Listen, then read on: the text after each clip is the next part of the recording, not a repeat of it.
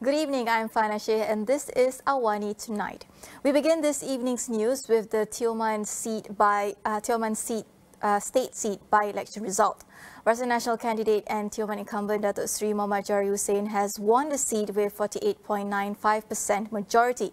Following close was Perikatan Nasional Nur Dayu Hashim, garnering 45.47% of the votes, while Pakatan Harapan's Muhammad Ramli, who made way for BN in the polls due to political developments at the federal level, came in third with only 784 votes in total. Meanwhile, Perikatan Nasional appears to be leading in Padang Serai, according to unofficial results as of 9:40 p.m. BN's Dato' Azman Nasruddin is leading by nearly 10,000 votes in the six-cornered contest, ahead of Pakatan Harapan candidate Muhammad Sofi Razak. Here to discuss more as we await the official results for Padang Serai, political analyst Mujibu Abdul Muiz joins me now. Thank you, Mujibu, for joining us. Yeah, welcome, Farhana. Right, I just want to quickly get your reaction on Tioman first. The incumbent Jari Hussein defends his seat this time around. What do you make of this? Yeah, the result is highly expected that BN is going to retain the state constituency for Tioman, since this is a very considered as a strong hold for Barisan Nasional, but with a majority hugely reduced majority. In 573 in 2022 compared to 2018 when Barisan Nasional win with a very comfortable majority in 1,280. It's a very big question to be asked for Barisan Nasional, having the fact that they are loser in the last GE15.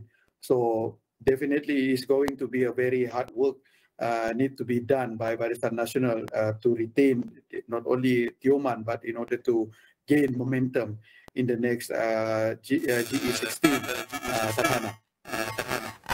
Now we are still waiting for Padang Serai for the unofficial result at this point in time. What do you make of the unofficial result right now? Pakatan Nasional seems to be leading and likely winning the seat, seeing that was a Pakatan Harapan seat with the late incumbent winning by a big majority in G14. Yeah, definitely this is a very good sign for Perikatan Nasional. As I may suggested that maybe this is the best time for them to dissolve the state assemblies, especially in Kedah, Kelantan and Terengganu, especially when we are talking in Kedah. They are now winning almost 14 out of 15 parliamentary seats, and if they manage to dissolve the parliament the state assembly earlier, I think they have a very good momentum and highly good chances of winning these three and retaining the state to Perikatan Nasional.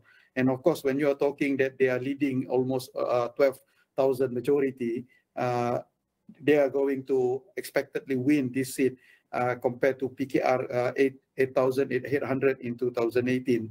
So this is going to be a big statement to Perikatan Nasional.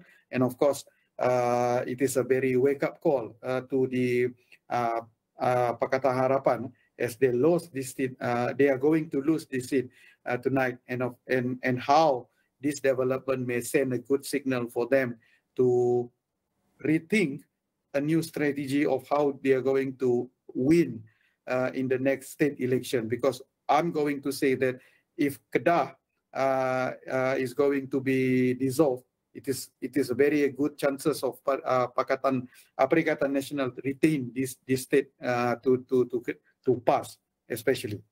Now we are seeing a trend here, looking at G15 as well. Does the unofficial result in Padang Serai actually correlates with the big swing to PN among Malay voters that we actually saw in G15, last November 19th?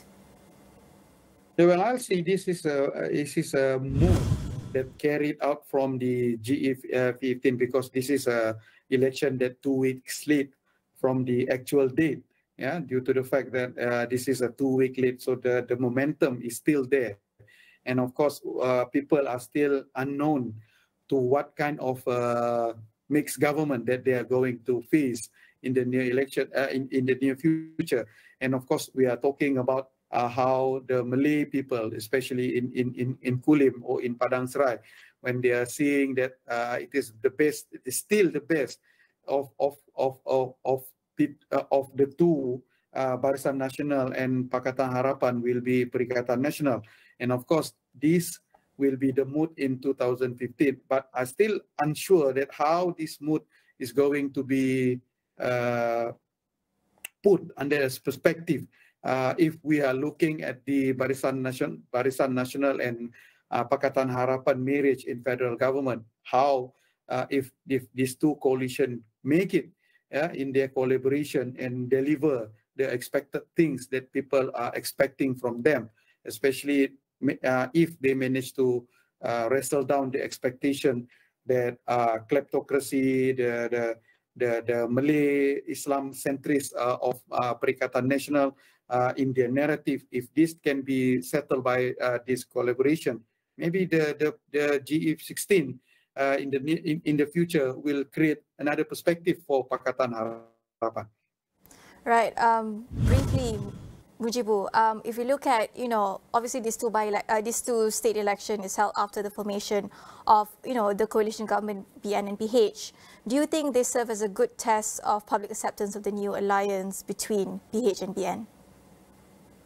Yeah, from the very beginning, these two elections does not give any significant changes to Pakatan Harapan status quo. And of course, with the establishment of Pahang state government, and of course, the formation of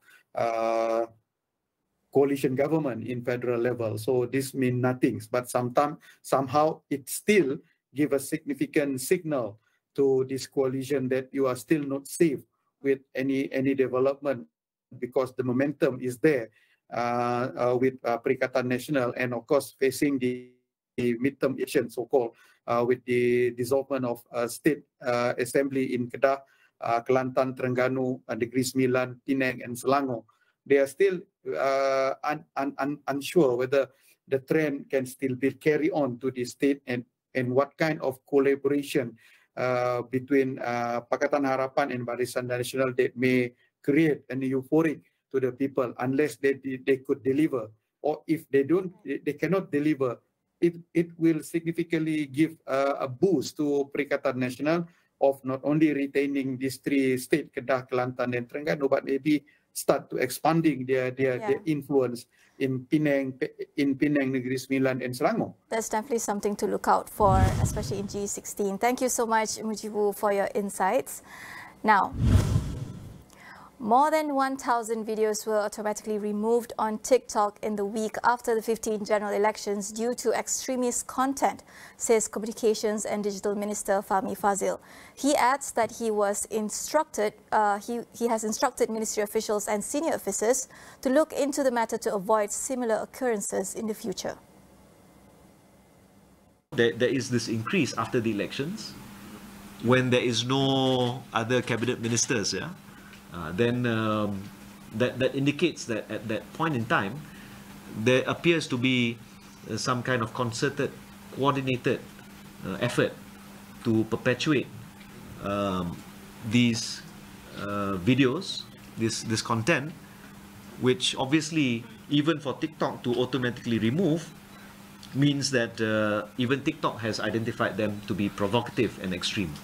So we're quite thankful that TikTok has given its full cooperation on this matter, but I also feel that we have to do more to make sure that this ecosystem is much better regulated in future.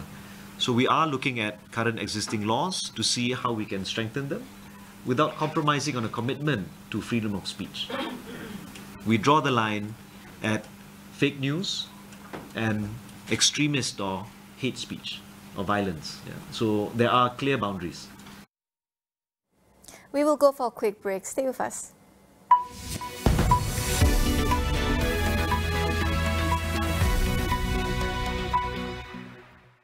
Telah banyak yang saya lalui. Pasang surut kehidupan membentuk diri saya pada hari ini. Dengan kerja keras, keyakinan dan sokongan padu keluarga, saya mampu sampai ke puncak. Akan tetapi, Kepedihan dan kekalahan bukannya halangan. Saya mengatasi setiap halangan dan kembali kuat. Gardenia Breakthrough, mengatasi setiap halangan. Dengan solusi yang mudah digunakan, Celcom Business boleh membantu anda menghubungkan penjagaan, menghubungkan lokasi, menghubungkan pelbagai mesin, mengendali data secara efisien dan melindungi penjagaan anda daripada ancaman cyber. Tak kira di mana anda berada, Celcom Business adalah rakan niaga anda yang dipercayai.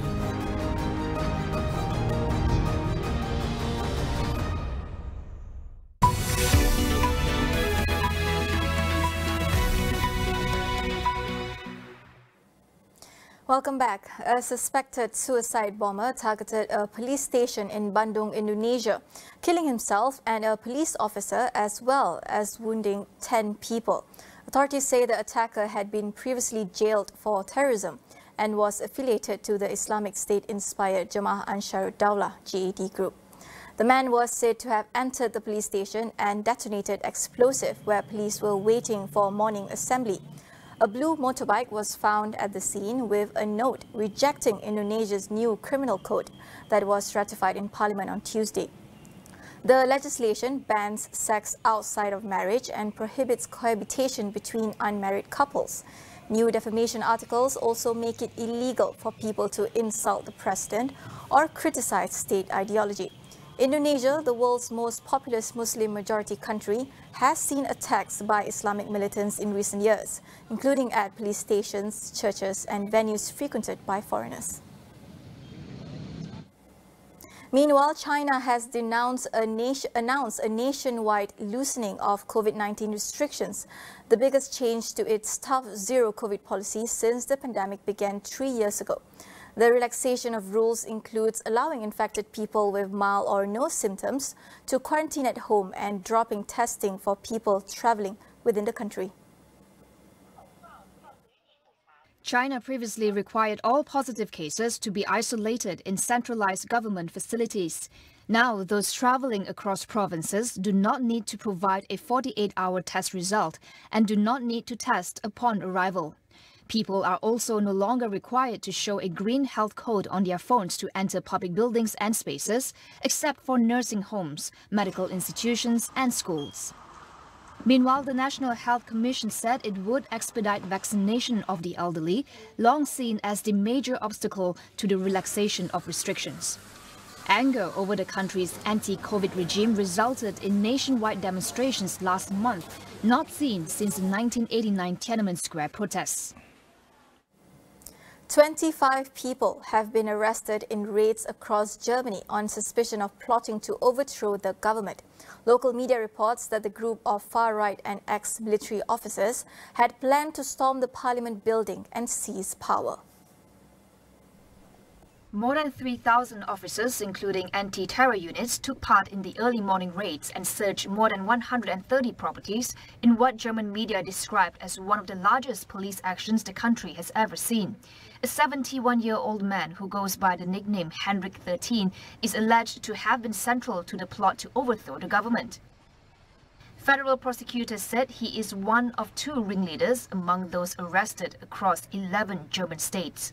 The plotters are said to include members of the extremist Citizens of the Reich movement, which has long been in the sights of German police over violent attacks and racist conspiracy theories.